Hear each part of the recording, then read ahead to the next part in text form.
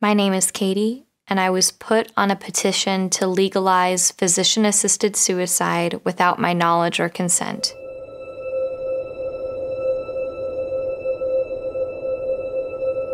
It all started when I was reading an article about a woman dying of terminal brain cancer. She was 29, and her name was Brittany Maynard. Brittany and her family had moved to Oregon to obtain a prescription to legally end her life. I felt compassion for Brittany when I read her story. I thought, how tragic that a woman with such a bright future was given such a grim prognosis. As I was reading, there was a link within the article for what was said to be an update on Brittany's blog. I wanted to follow Brittany's story, so I clicked the link and was redirected to another page.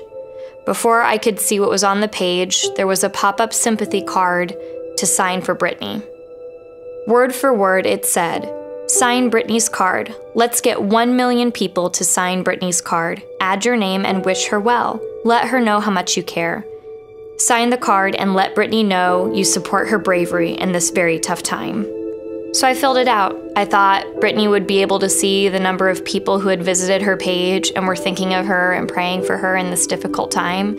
And by adding my email, I would be getting updates from her blog from time to time about her progress. The next day, I received an automated email from an organization called Compassion and Choices. Come to find out, Compassion and Choices is dedicated to legalizing physician-assisted suicide in all 50 states. When I realized that I had gotten on an email list by signing a sympathy card, I was pretty upset.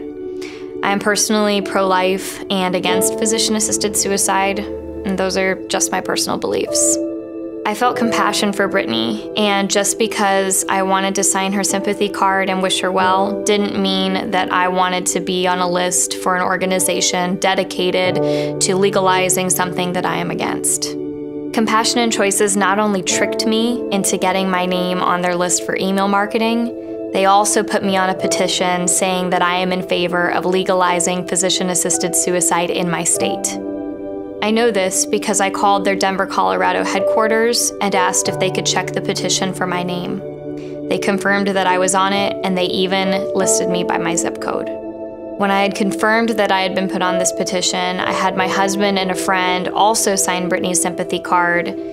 The next day, I called back Compassion and Choices, but this time with cameras rolling.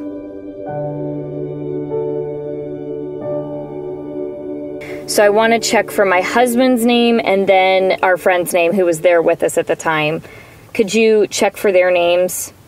Yeah, hold on 1 second. Okay. Okay, so is that Ryan? Yeah, Ryan. Okay, so yeah, you're both in there as husband and wife or whatever. Is the zip, so it's attached to mine, the zip code? Yeah, billing address, yeah. Good, okay. And then the other... Yeah, it's listed as Mr. and Mrs. Sure, yep, that's fine. Yeah, I mean, we are married, so yes, that is fine. Okay. And then the other one is Kyle. Okay. Kyle. So he is in there. Well, it's going to be an ongoing thing, and I think, we'll probably be doing this for a while because we can show them a stack and then show them a bigger stack and then show them a bigger stack. I mean, the chances of something getting introduced for 2015, we don't know if that's going to happen. Right. There's so many other issues that are up, and it's just about trying to get introduced to show popularity of it, that people care about it. Okay. Exactly. What's disturbing to me is that this sympathy card was a nationwide thing. How many people signed this card not knowing they were being put on a petition? There is no way legislators can look at this petition and say that it accurately represents the citizens of their state.